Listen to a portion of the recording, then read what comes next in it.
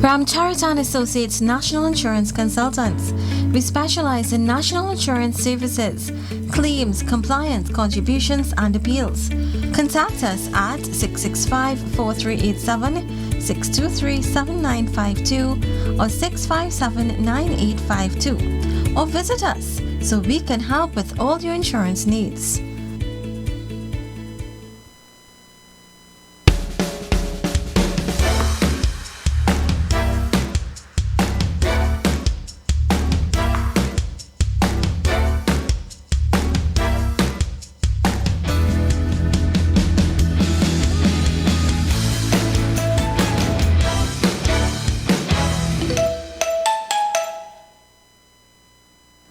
Welcome viewers to Hotline with Ann Dookie on IETV. Have you missed your opportunity to check your national insurance contributions? Last week we started this series on NIS, collecting NIS pensions, missing contributions and so on with our expert Sat Maharaj from Ram Charitan Associates. Mr. Maharaj, welcome to the program. Let's get the ball rolling because there's so much to discuss in this program where we are dealing in particular with retirement. Welcome to Hotline, Mr. Maharaj. Thank you very much, Anne, and thank you very much, IETV and iRadio. Good day to all the listeners and viewers. Today's topic is a very important one because of the fact that a lot of persons want to submit their retirement claims and are unable to do so, and there's lots of problems and they don't know what to do, and when they do get through, they cannot get their funds, etc. So we're going to discuss this topic today, and I hope thousands of our retirees will understand the whole operations and what involves and etc. etc. Mr. Maharaj, to use a colloquial term, does NIS, do they play dead to catch Kobo alive? You know, they generally move very slow. Yes, and there's a reason for that, of course. Don't tell me backlog, you know. So some office has a lot of claims, especially Port Spain, Chagodas, and San Fernando, while the other offices like Rio Claro, Princess Town, Sangre Grande, Point Fortin has less claims. So once you realize that you have problems in submitting your claims in the larger office, you can feel free to go enter at any office to submit your claims. Okay?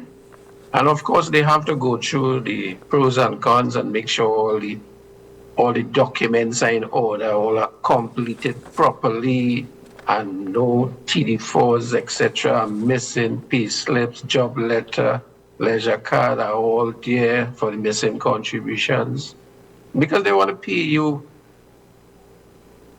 your quantum that is constitutionally due to you. So they want to make sure. So they just have to be very careful with their day-to-day activities. A person should not wait until they are 60 or 65 and then to review this information. Your advice would be that they should check all these things, cross their T's and dot their I before. That's right. Now, many persons work for decades and at least 3, maybe 4 decades. And the average person do not check their NIS contributions. Why is that? They take it for granted? Take it for granted. They take it for granted that it's being paid. Yeah, and only when just they're about to retire at age 60, which is going to 61 soon, and will eventually reach 65 by the year 2036, then they realize, hey, 10 years of my contribution are missing. Where it disappeared. 10 years of contribution, and quantify that in dollars and cents is quite a lot of money, depending on your class of contributions. And then you have to be looking for TD4s and pay slips by that time employers may close or they don't have it. You just decide to throw away your TD4s Recently, the executive director was advising persons to keep their TD4s, but the average person do not keep TD4. Generally, people, when they get pay sat, they will throw away the pay slip. And that's right. So I'm advising persons, please, please, please, You should at get least keep a couple months of your pay slip for record's sake. and you keep your TD4s for life. Even after you die, make sure your wife, your spouse, whoever it is, keep it because they will need it at some point of the or the other, right? At the end of the day, your TD4, your pay slip, all your documents related to employment, your contribution statement, each should be together and not all over the place because it will help you. It will help you get the correct amount of money. Many times at the tribunal, we have to request TD4s, we have to request adjournment. Most people do not have it. We have to get witnesses who work with them just to understand that this person deserves a pension and not a grant. And most of the time, years after, when the matter comes up at the tribunal recognizes that this person did work and this person qualified for a retirement pension and not a retirement grant. So please, if you do not know how to keep financial records, come to us and we'll share every single thing. In fact, we does everything about the NIS system, and we make sure that you get the correct amount of money, etc. Okay? Sat, my understanding is that those persons would have to pay the full 100% of the rate of contribution, but they would not receive the same benefit. This is a question being asked by many viewers. I am not sure if I understand the question. Okay, Can you? well, it is understandable that you have to pay 100% the full amount of rate, but not everyone receive the same benefit. I was discussing with you over the weekend what is the ceiling for someone collecting a pension and NIS. And also a second part of this question, let's say a magistrate or an accountant, they would not be in the same range as a CPEP worker. Break it down for our viewers. Yes, sure. We were discussing that. Yeah, I remember that. Now, most high-paid workers, right, supposed to receive much more than 3,000. In fact, 10% of the retirement pensioners, which is amount to around close to 200,000 pensioners, receive 10% of that, which is around 20,000 pensioners receive more than $3,000 a month. These are the high-paid workers like engineers, managers, doctors, politicians, opposition members, executive. Their pension could go all the way up to 5,400 and thereabout. But sometimes these missing TD4s will lower their pension.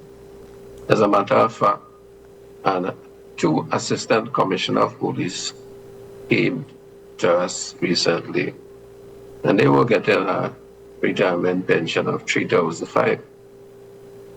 In fact, 3 of them came. One referred the other, and the other referred the other, and by the end of this year, I'll have all of them being underpaid. I'll have to write to NIB to review their payments. And all of them were underpaid by NIB. Sorry to say so. And there are hundreds like that. Why they were underpaid, Anne? It's simple. Contribution were missing. Absence of TD4. Whose fault it is? At the end of the day, we cannot blame NIB alone. We cannot blame the employer alone. We cannot blame the claimant alone. It's a combination of all 3.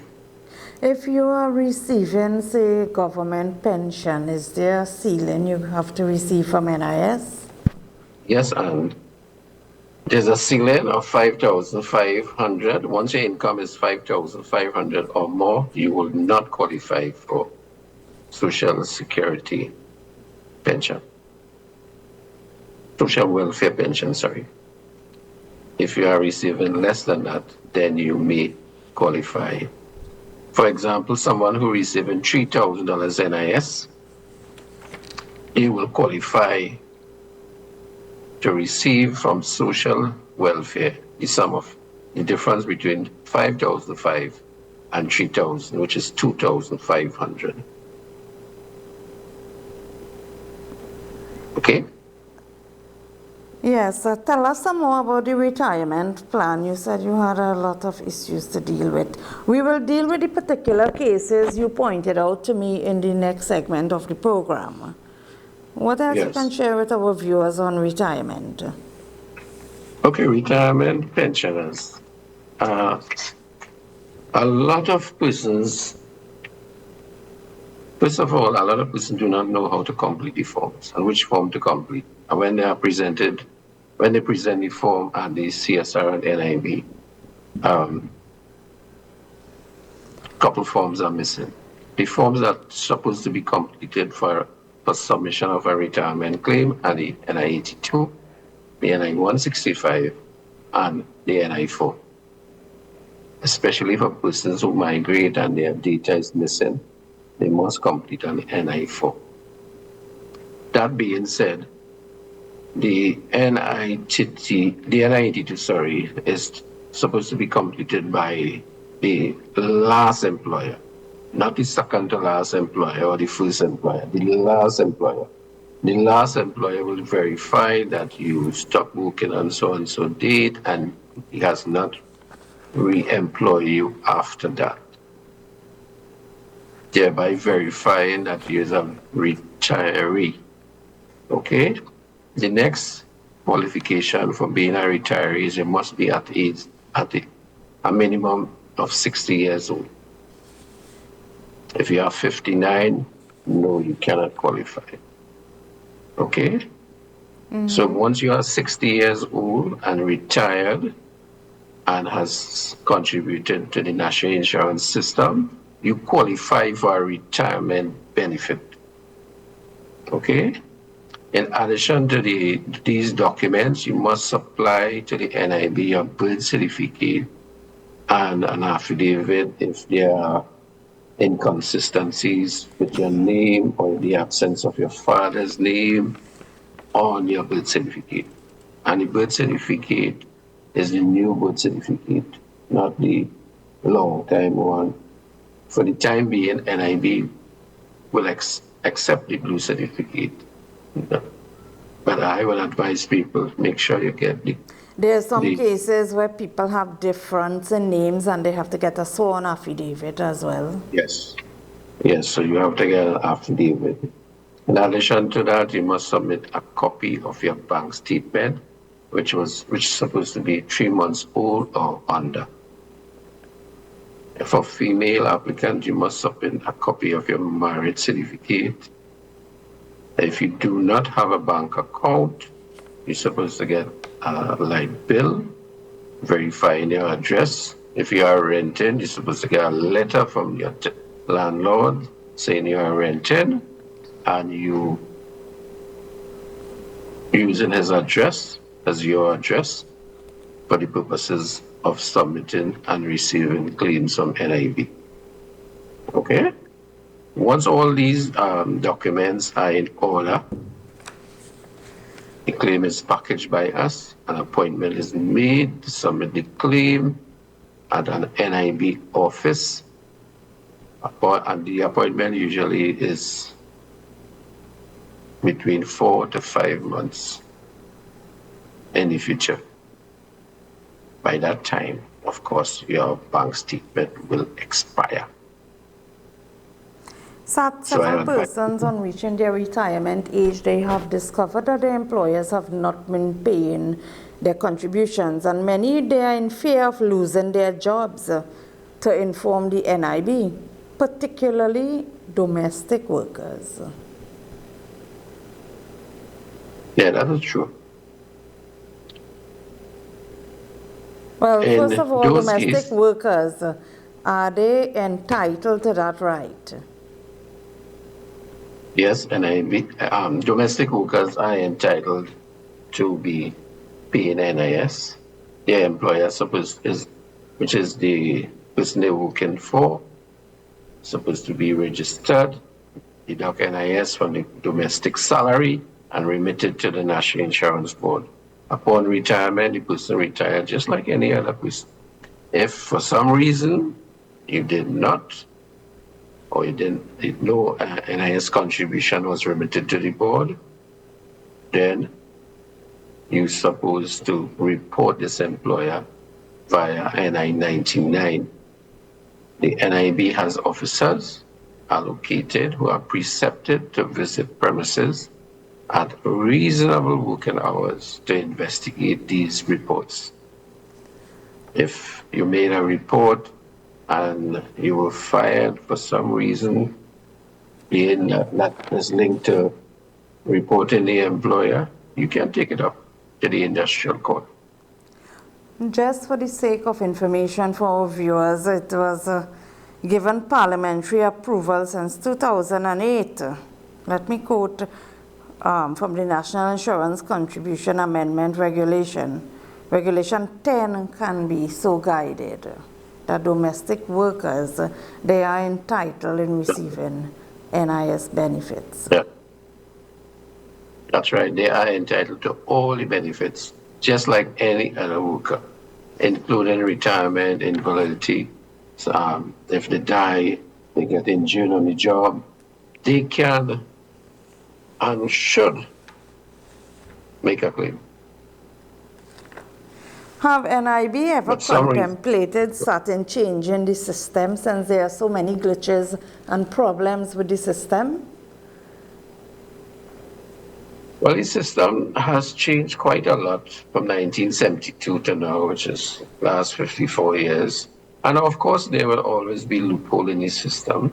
There will also always be glitches. And as soon as you notice it, we take advantage and write the NIB. We have our association, which is the NIS contributors. The code name is ANICA, Association of National Insurance Contributors, Claimants and Appellants. And it's a bona fide registered organization. And we write on behalf of persons who may have problems, who may not be getting a fair share of the cake. And we write the NIB. And a lot of instances, we get redress. Okay. Some people think NIB is a bank. It is a bank. It's just that NIB do not tell you how much money you have in the bank. Because if you got, let's say, 1,000 contribution, people feel, well, that's a lot of contribution. But a person could have just only 100 contribution and have 10 times your value than you having 1,000 contribution. I'll give you an example. A guy came by us and said, well, I contributed for 2,000 weeks. But my friend who contributed for only 1,000 weeks is getting much more than me. And that is correct. Because at the end of the day, it's not the number of contribution you have, it's the value of your contribution. And we have been making advances to NIB to quantify the contribution value to the insured. Just like Canada and America will do these things, and they'll tell you, well, you have 500 contribution, and the value of these 500 contribution presently is $300,000. And by the time you're ready to retire, it will be around 650,000. We do not do that in Trinidad. People do not know how to do that. So let's take a short commercial break, and when we come back, we could discuss more on the retirement glitches and problems people are experiencing and possible solutions to it. We'll be right back.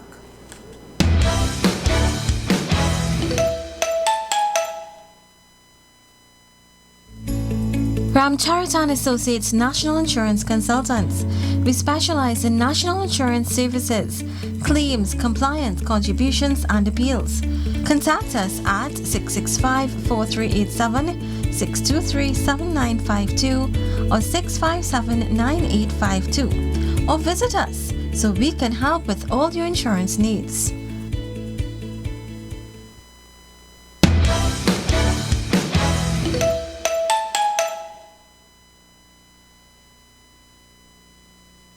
Welcome back, viewers, to Hotline with Ann Dookie on ITV. Sat, welcome back. Thank you, Ann. Yes. I wonder if employees out there know that if they are the recipient of a retirement grant upon death of your spouse and children under the age of 19 years, they are not entitled to receive a survivor's benefit. Is that true? No, that's not true. That is not true? Once someone dies and has at least contributed for 50 weeks and is under 60, the wife, the spouse, whether it's the wife or the husband, can receive survivor's benefit. And any children under 19, not employed, not married, will receive child allowance. There's also the benefit called orphans allowance, where two parents die and they were both insured and they both contributed 50 years, and the under 60 children, the orphans will receive orphans allowance. What is the difference with a retirement benefit and a retirement grant? Good question. The difference basically is the number of contribution. Once you contributed 750 contribution and more, you will be entitled to a retirement pension for life. Anything under 750 contribution qualifies you for a one-time payment of a retirement grant.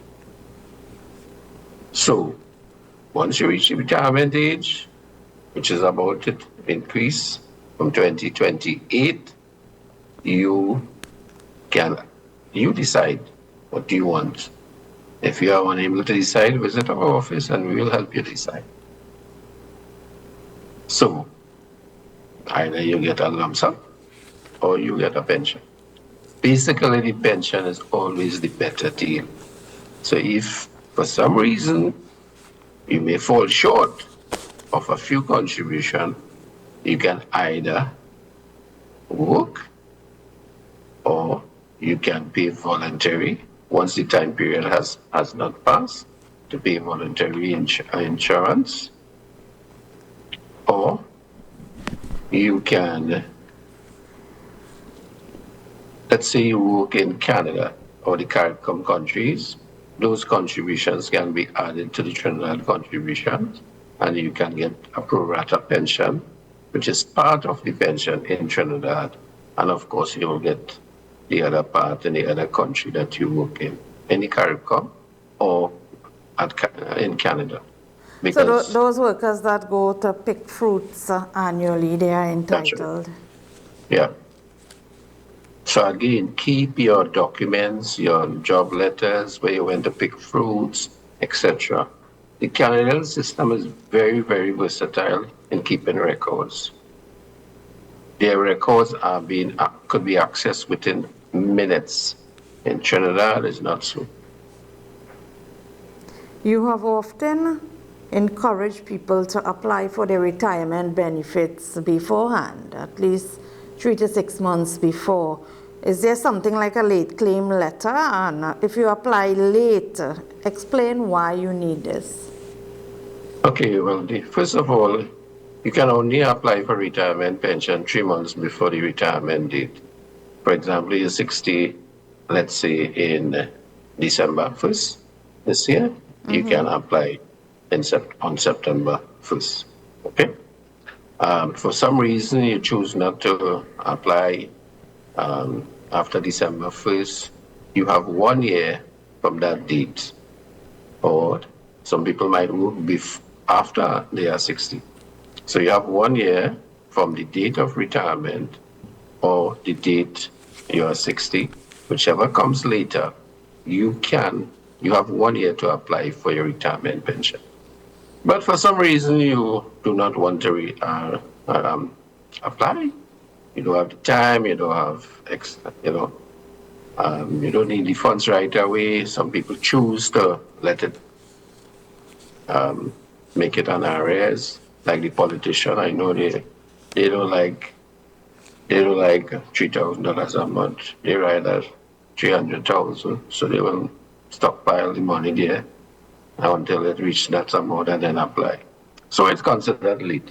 So what you do, you apply with a late claim letter saying the reason why you now applied for your retirement pension, even the retirement grant.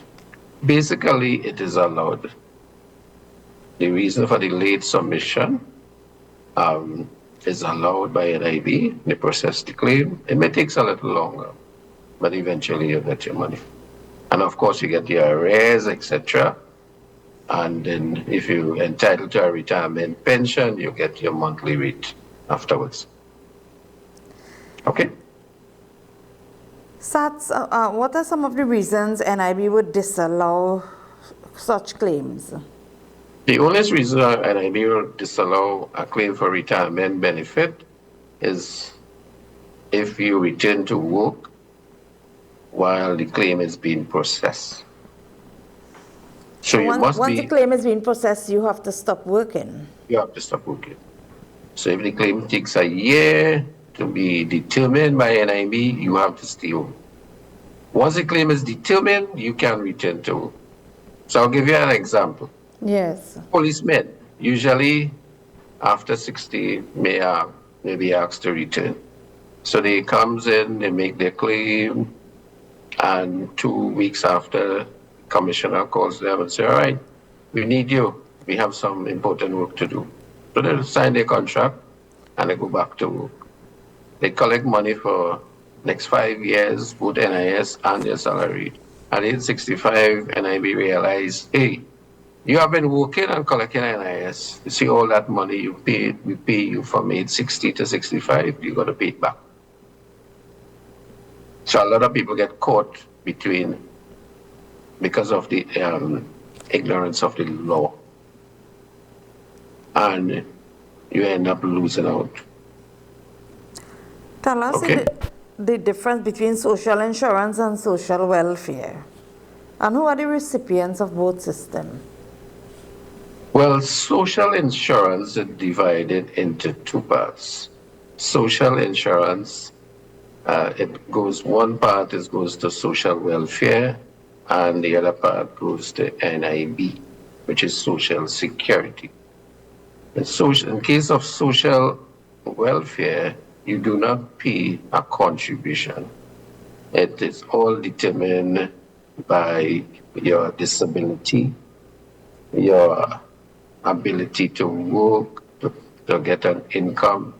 Some people are born with disability and they cannot work throughout their life. And it all depends on your income.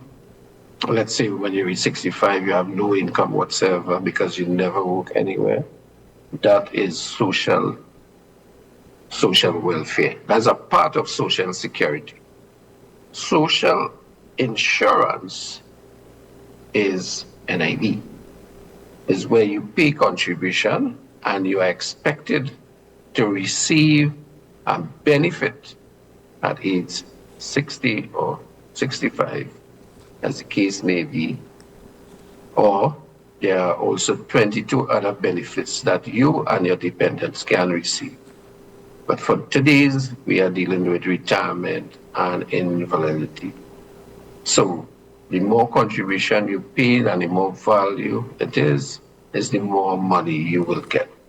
So the absence of contribution means the lowering of your benefit, which you would not like. And that benefit every month you'll be receiving less money if your contributions are missing on your statement, and you do not have any form of evidence to prove beyond doubt that you did work. Okay?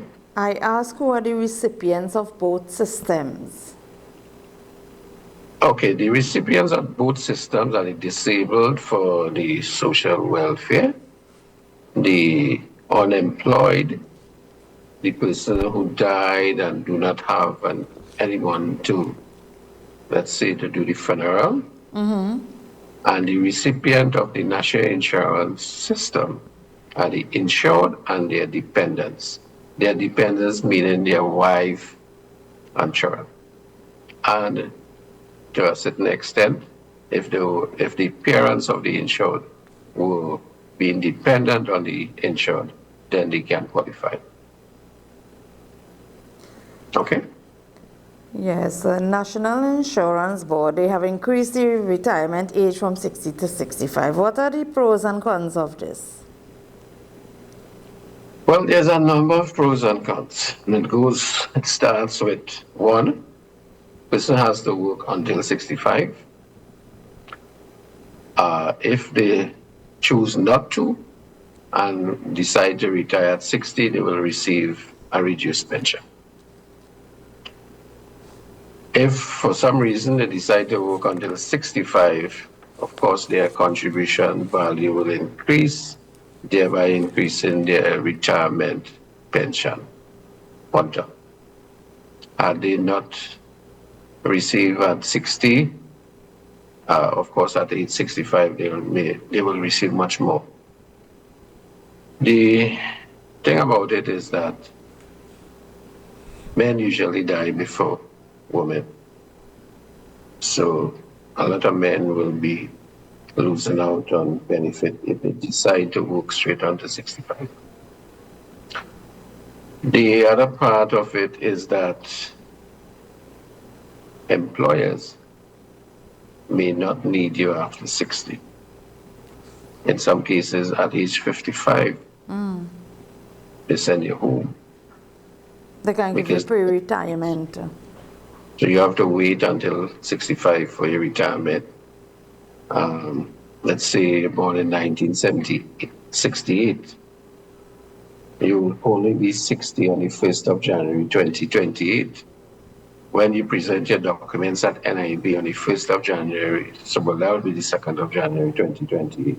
NIB will tell you to come back the next year. So you're going to lose out 12 months of benefit. The other part of it is that, let's say, the children will also lose out. The pros is for NIB.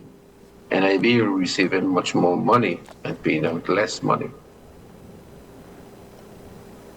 Because at the end of the day, you will have to continue to work once work is available and contribute to the system.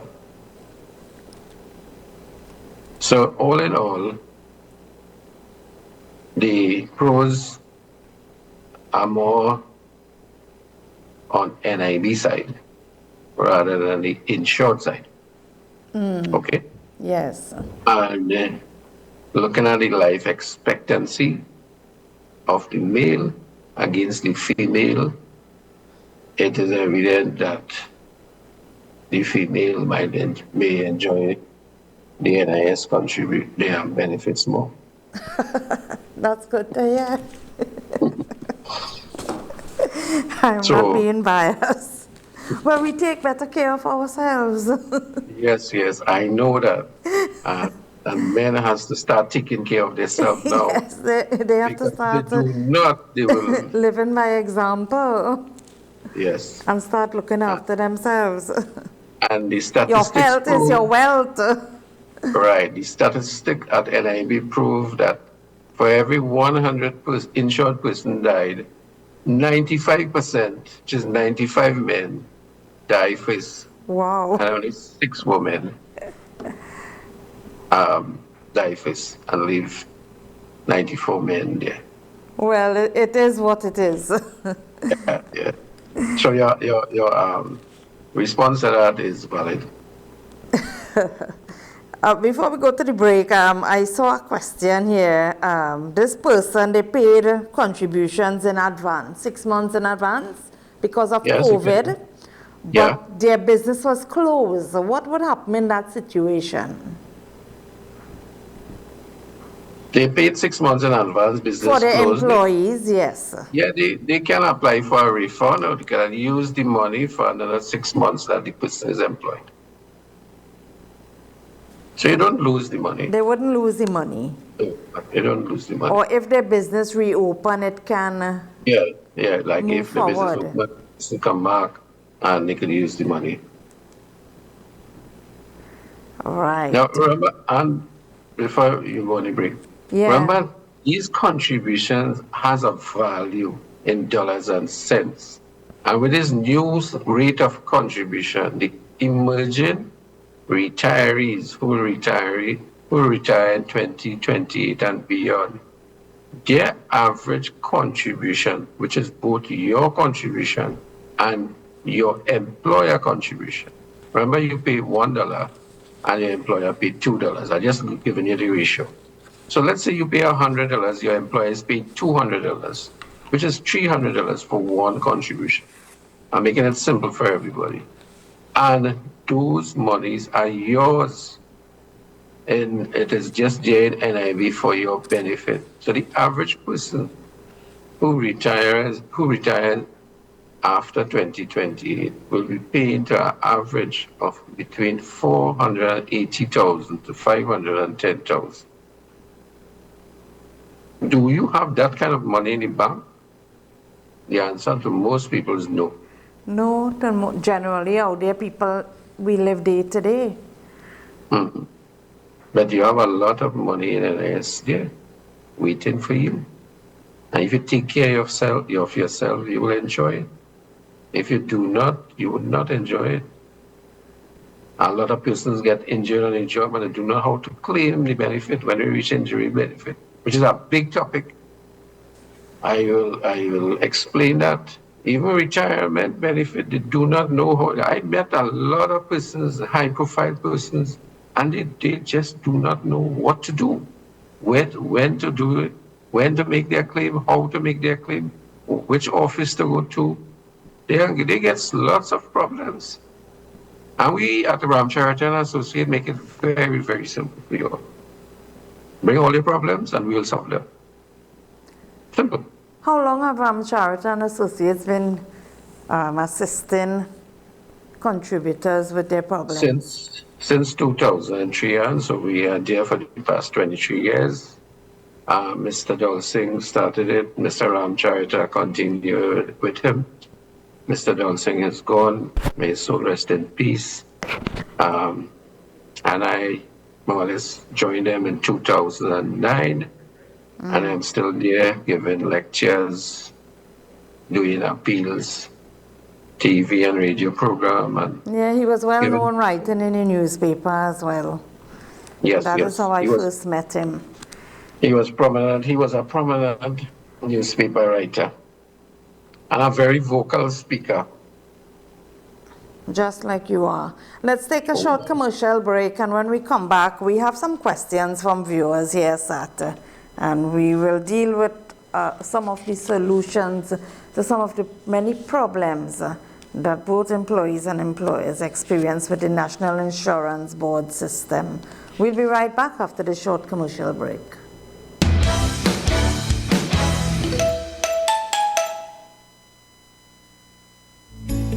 Ram Charatan Associates National Insurance Consultants. We specialize in national insurance services, claims, compliance, contributions, and appeals. Contact us at 665-4387, 623-7952, or 657-9852. Or visit us so we can help with all your insurance needs.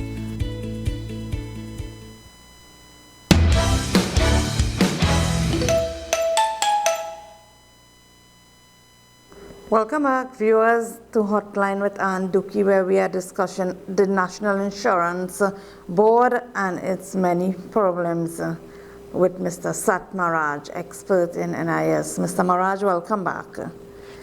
Thank you. Yeah, so one question here, Sat. There's a person said that they will be 60 years in December 2020. And this is a past question, but it is a live example. And they last contributed to the national insurance 10 years ago. They have 718 contributions. Is there anything they could do to make up the rest, to make the 750, to qualify for a pension? Yes, certainly. But first of all, I want to say to these type of workers, and these type of workers are persons who stop working and never check their contribution until now, and they realize they're short of, let's say, 40, maybe 10 contribution. What you should not do is ask somebody to pay the contribution to top up to 750, because NIB is waiting for these kind of persons who let their family and their good friend who have little companies form on the side, they may go and ask them to pay it. I'm sure NIB, from looking at the system of payment, they will pick it up easily. Yes, and I pick it up in my office very, very easy. Probably every day. Well, I have heard of situation like that. That is why I could refer to it, where people are missing contributions and they would know somebody with a business and ask them, hey, pay this 30 contribution for me, you know. And then they will also say that somebody in IB told them to go ahead and let somebody pay the contribution for you and come back when you make up the 750. A lot of people are telling me that, which I do not believe. I do not believe NIB will tell them, well, find somebody and let them pay the contribution for you. Well, they should be telling them, go and do a job. But those missing contribution, make up the 750 and come back. So I'm very, very disappointed. At the last few months, I got about 10 like those. And they were saying that NIB told them to do this, which I very, very much disbelieve.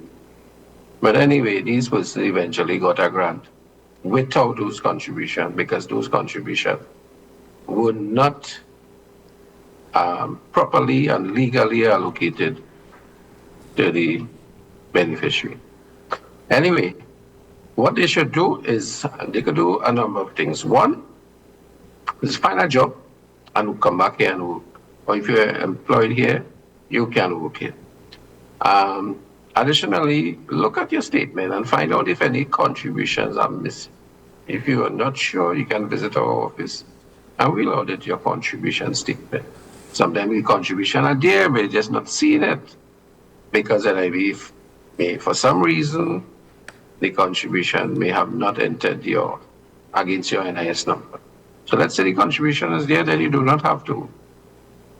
But let's assume that there's no missing contribution. You can pay voluntary contribution, meaning that you can pay the difference, but you have a time period. In order to pay voluntary contribution, you must apply within 18 months from the last day work. So you retire at age 58, you only made 718 contribution. The employer send you home, what you do? Well, within 18 months, apply to pay voluntary, and you pay the voluntary contribution. You make up the 750, and then you apply to NIB for your retirement pension. Okay? In some cases, person may have, as I mentioned before, may have gone to Canada or gone to a Caribbean country like Guyana, Barbados, Grenada, and they work there. So they will add the 718 to the contribution in the Caribbean country or even Canada, and they will make up the 750 and they qualify for a retirement pension. Of course, that would not be 3,000, it will be part of the 3,000. Because you'll be entitled to retirement pension in the other country as well. Okay? So you can receive less than 3,000 per With the month? reciprocal, yeah, with the reciprocal agreement, you definitely will receive less than 3,000 because you you only receive based on how much, what fraction of the contribution of 750 you made in Trinidad. That will determine your retirement pension. The 3,000 is only for Trinidad and Tobago citizens. Okay. So another question here. Someone, let's say, they has a salary of 10,000 per month and they're on sickness benefit with no pay. What is their situation? Okay. Well, once they lose its salary, they can apply for their sickness benefit. Or even they lose part of their salary, like the teachers, the nurses, the state enterprises, the government. They may be on sickness for a long period and they lose part of their salary. They can claim sickness benefit from the NIB. There's a question here from a person. They have been contributing to NIS from inception in the highest class. The person said they retired and all they are getting is a $3,000 pension. Is this correct? That is incorrect. If they have been paying from inception to 2019, that is incorrect. So that person is being underpaid by NIB because they pay in the highest class and they're supposed to get a back pay plus an increase in the 3,000. Those persons usually paid in the highest class and retired in 2019. Their pension should be in the range of between 3,008 to 3,009. These persons, when they get, let's say they retire recently, and the same thing happens, they can appeal. They have the right to appeal. And I do not tell you how much contributions will use to process your claim.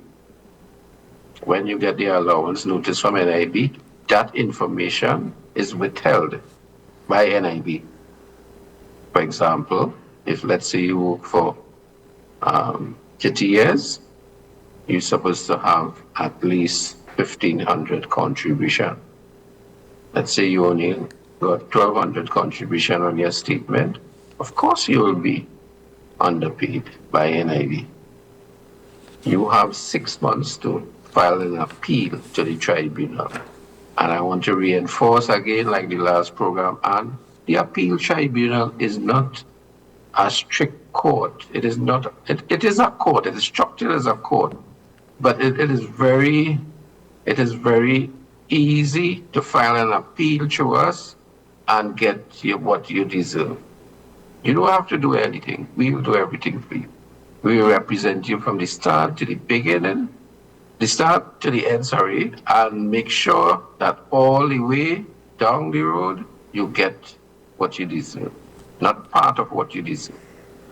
And a lot of persons getting part of the payment are missing from the retirement pension. Almost everyone that I viewed in the last 10 years, they are getting not 100%. Some people said they may have migrated, but they would have contributed to NIS. You know, a lot of families have migrated to Canada and the USA and so on. And if they have paid, let's say, 700 contribution or even the required amount, can they make a claim? Sure, they can make a claim. And they can come and make a claim. But within recent times, NIB used to send US dollars for people who lives in America. With the recent shortage of US dollars and with the law, that has stopped. So let's say you live in America and you have a pension to get in Trinidad, you have to get Trinidad and Tobago bank account, and NIB will send your money to a TNT bank account, not an American bank account. However, in Canada, Trinidad and Tobago has an agreement with Canada to send money across there. With England, it's the same thing. They can also send to the CARICOM countries, but not America, not England, because of the shortage of foreign exchange, I guess. Someone said that they have worked with different employers throughout their working life. Some employers have paid the contribution while others did not pay any. I have all my pay slips. I submitted my retirement claim, and NIB stated that the pay slip must be stamped by the employer. But some of these businesses have gone out of business. They have closed down. What is your advice in that situation? That person, no, to understand how NIB works, NIB only looks at the physical contribution. What is seen in stamps, on cards, or leisure card, and payment. Anything that does not recognize, look like that, like a pay slip, they are not going to accept that. However, the National Insurance Appeals Tribunal look at the whole scenario and determine whether they will accept it or not. In most cases, I should say, 99% of the cases, they do accept it and they request NIB to pay the difference. So don't be afraid to approach us and file your appeal to the National Insurance Appeal Tribunal, who understands these things and who understand the whole operation of the national insurance system and who determine cases on a case-by-case scenario. And many cases, he asks NIB. In fact, they order NIB to pay the claim. Of course, NIB has the opportunity to take it to High Court. And many times the High Court refer the case back to what the tribunal said. Satin, in the last 5 minutes that we have remaining, let's wind down and give us your thoughts on those who apply for retirement benefits and they are not accessing it, and reinstate for them your advice. Okay, those who are applying for benefits, I know a lot of persons who waiting at least more than a year, some cases 2 years, 3 years. I don't think it'll have any case 4 and 5 years, but once a 6 months pass and you realize that you're not getting your funds, come to us and we'll deal with it. As a matter of fact, we advise people, come to us first, we'll tell you everything what to do, and we will do it for you and lead you all the way to the payment of benefit. If the benefit payment is incorrect, we take it up to the tribunal and get every cent that you deserve, not part of it. So we advise you to come to us and we'll have a discussion. We'll deal with it for you. You don't have anything to worry about. Okay? One more question. This person was employed by her husband, who paid NIS contribution for a period of 8 years. She submitted her claim to retirement benefits to the NIB, and it was disallowed. They said the contribution was not valid because an employment relationship did not exist. You know, sometimes in, let's say, groceries and so on, a husband and wife may work together. And right. Yeah, and they may pay, the husband might pay the contribution for the wife. What is your advice to that person in that situation? That situation has been existing since 1972 and to date, and continue to exist. And a lot of times the compliance officer audit these employers who are the husband, maybe the wife, maybe the father, maybe the son, or who are the employers of these workers, and verify it. Only to realize at the end of the day, when you retire and you have a lump sum of, let's say, $250,000 to collect, and I will say, hey, we have some problems to pay this money because of the absence of a relationship.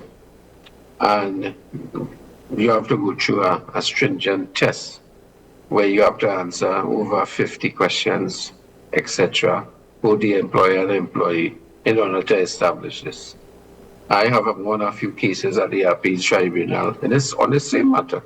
And the operation has since then changed in the sense that they want to make sure that you are a bona fide employer and the employee you employ is a bona fide employee, meaning this employee is an employee, not a part-time employee or an employee who works when they want, an employee who do not have standard operating hours to work, an employee who do not pay health surcharge, an employee who do not have a job description, an employee who don't know even their salary. So that operation has changed in NIB since I won those cases, and things have changed. So for the persons who are paying NIS right now, please get in contact with me or Mr. Ramcharita, and we will deal with the matter. Where they can reach you? Where are your offices? My office is, I was on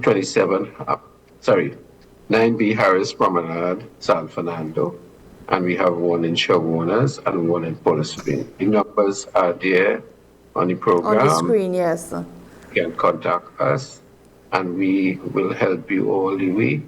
You don't have to worry about anything. For example, I've seen some people going 2 o'clock in the morning on a Saturday to get a number to get into NIB to submit their claim. That is impossible. That is ridiculous. The NIB office in San Fernando in particular, the crowd is always there. Sir, thank you for joining us. Let's have your closing remarks as we wind down the program. Well, I must thank you, Anne, for having me to share my views, my thoughts, my knowledge, etc. And I will continue to do so once the need arises. And I hope everybody has understand at least one thing I said. If they want to contact me, feel free to call me on WhatsApp. I will respond to your WhatsApp messages because I have lots of messages to WhatsApp since morning. So just leave a message and I'll get back to you. My number is 384-1999. Thank you so much, Sat. Viewers, thank you for joining us. Join us again next week as we continue this discussion on the National Insurance Board. Remember, wherever you go, no matter what the weather is, always bring your own sunshine. By Anthony D'Angelo. I am Ann Duki. Thank you for joining us.